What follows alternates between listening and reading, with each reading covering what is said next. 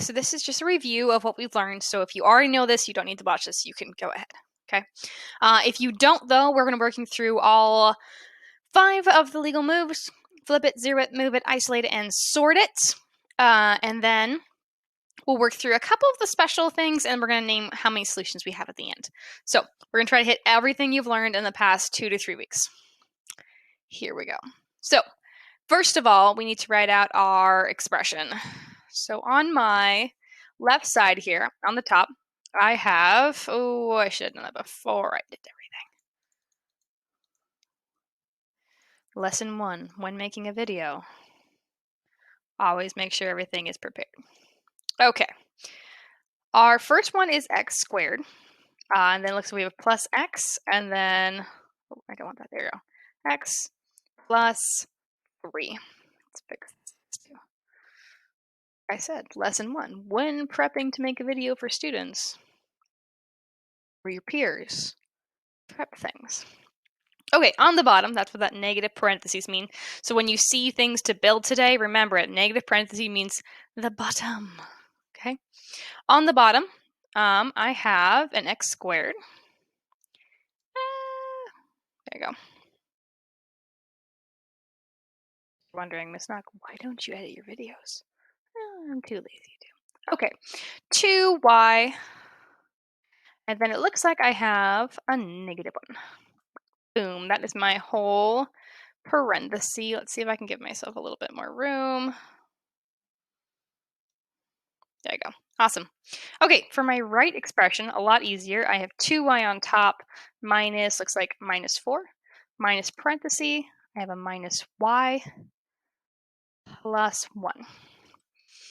Okay, so that is my original expression, my OG. Okay, so we're going to do flip it first. I always recommend we do flip it first, just because we get rid of all those nasty parentheses. They're confusing. They're annoying to write. Get rid of them. So remove everything to the top. Change its sign. I'm going to have to do this in stages probably. There you go. And last one. Perfect. So we're going to rewrite what we have here. So I now still have an x squared, right? But now I also have a minus x squared. Then I have a plus x. X plus, oh, I should not do these late at night. Minus 2y plus 4. Okay, I think it's right. X squared minus x squared plus x times 2y plus 4. Perfect. And then we're going to go on to the next one, which is 2y still plus x minus, I have 1, 2, 3, 4, 5, minus 5. Okay, so that's been flip it. So my next one I'm going to do, I'm boring, I just follow the line. I'm going to do 0 and get rid of, looks like I have 2 0 pairs to get rid of. 0 it. Probably should have solved this first. Anyway, this guy is a 0 pair, right there. And then that's it. Actually, I take it back. I had 1 0 pair to get rid of. Easy peasy. So I don't have to write those x squareds anymore. So I have a negative 2y plus x plus 4. In case you're wondering, yes, normally we try to put the positive first, but it's kind of whatever variable has the highest number or the highest exponent, that goes first. Mathematically, like correct technical writing. Whatever has the highest number, the highest exponent goes first. And just in case you're wondering. Okay, so we have 2y plus x minus 5 still. Didn't change any. The next one I'm going to do is move it. I have a lot to move out. No, actually I don't. I don't have a lot to move out. I have 2 x's. And that's it. That's all. It's the same. So these are going to be the exact same. A negative 2y plus 4, though, because I got rid of the other guys.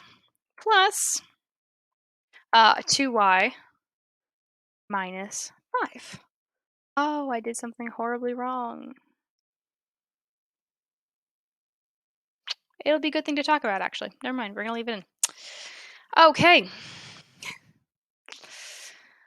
So the next thing I need to do is I need to do isolate. So unlike flip it, zero it, move it, where you can do those in any order, isolate and sort it have to be done in order. You have to isolate and sort it. Those are your last two moves, always. This one is one of those special occasions. Not only do I not have Ys that are on the same side, I don't have units that are on the same side even. So I'm going to have to do multiple flips, multiple isolated. So I'm going to do, let's do 2 isolated. I'm going to isolate my Ys first, and then I'm going to isolate my units. Now, my personal preference, and yours can be different if you want to be different, I like to get my variables positive. So you see how these guys are negative? I don't want to move my positive Ys to my negative side. I want to move the negatives over to the positives and make everything happy and positive, right? So we've talked about this before, but in isolate it, I want to move these two, or I want to get rid of them. They're negative, which means I need to add 2 positives.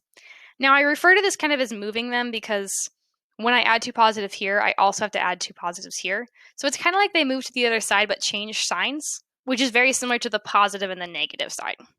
It's kind of similar that way. So I'm going to get rid of those guys, pull them down here. So that was my first isolated. You can do these in one move. I just prefer, that's weird, that should not do that. Okay, there you go. I just prefer to do it in 2 different moves. I don't know. Maybe my brain has trouble comprehending lots of things at the same time. Anyway, now I have all my Ys over on their one side, so that's my first isolated. I now want to get all my units on the other side, right?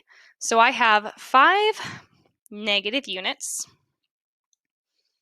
over here, which means that I need to add 5 positive units.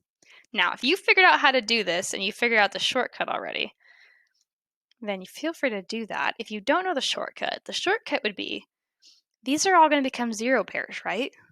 So I don't even need to create the 0 pairs. I could just add 5 over here and call it quits, which is kind of a fun thing. But I'm not going to do that for you. I guarantee there's somebody that needs to see me work this out. So I added 5 to my right side, and I added 5 to my left side to balance it out. These guys are going to go away. Goodbye. And I am left with 9? Yeah. 9? Wait, really? Yes, 9. Sorry. 9 and 4y. I need another row for sort it, which is our very last one. It will always be your last one. It cannot be done in any other order. And sort it is where you evenly distribute all of the remaining unit tiles between your remaining variables. If I have a lot of tiles like this, I like to do them one by one. One by one.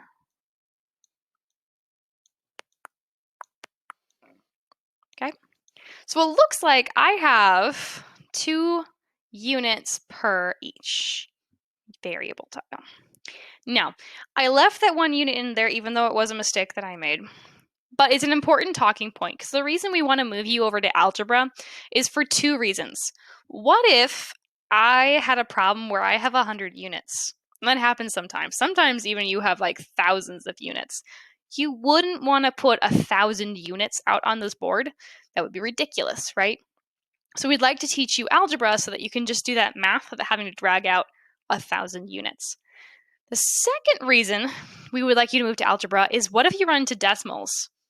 I can't break this guy up, right? But I have to split them between all 4 of these. That's a problem. So I know at the moment my y equals 2 point something, right? This is a failing of algebra tiles. There is no way of doing decimals. Though it's another reason we want to move you over to actual algebra because we can work with decimals. For instance, if this was actual algebra, I would take 1 and divide it by 4. 1 cut into 4 pieces is a quarter, or 0.25. So you could write that as 2 and 1/4, or 2 and 0.25, right? It's kind of like if you're into baking at all, this would be if you were splitting a recipe up, right, you'd have to take a cup and split it into 4 pieces. So it'd just be a quarter cup. Sorry, I just ate dinner. Anyway, so my answer ends up being y equals 2.25. So it's actually like a really good thing to talk about, even though it was a mistake on my part. And see, I'm a human and I make mistakes. Anyway, I hope it was a good review for you guys on how to use flip it, zero it, move it, isolate it, and sort it. And then lastly, at the very end, if you look over on my Word document, I asked you, or I was at the beginning, I told you we are going to ask you how many solutions we had, right? So you have 3 options. You can either say that I have no solution, so there's not a single number in the entire number system that fulfills this equation. Obviously, that's not true because we just found out that y equals 2.25. So there is a number. You have all solution, which says that all numbers fulfill this equation. Well, I mean, we could go and we could stick numbers in and see if it does. But if you look right here, right, let's try 1, for instance. Negative 2 times 1 is negative 2 plus 4 equals, and then 2 times 1 is 2 minus 5. So what you're saying here is that 4 minus 2, which is 2, equals 2 minus 5, which is negative 3. So 2, does that equal negative 3? No. So this can't be a null solution because not every single number in the number system works. So this ends up being what we call a one solution problem. Only one solution in the entire number system is going to work for this. And that's it. So the answer to this problem, again, is y equals 2.25. This will not be a problem in your worksheet. I'm sorry, but it is really good help because later on this week, we will be working with decimals and really big numbers. Actually, we'll do that a lot in chapter 3, but we'll also do it later on this week. So I hope that helps. Please ask me or Ms. Schmidt any questions you have. If you are doing this outside of class because you're not in it, then please email us. If you're in class, then ask us in class and we will help you. Bye, everybody. Have a great day and please ask questions.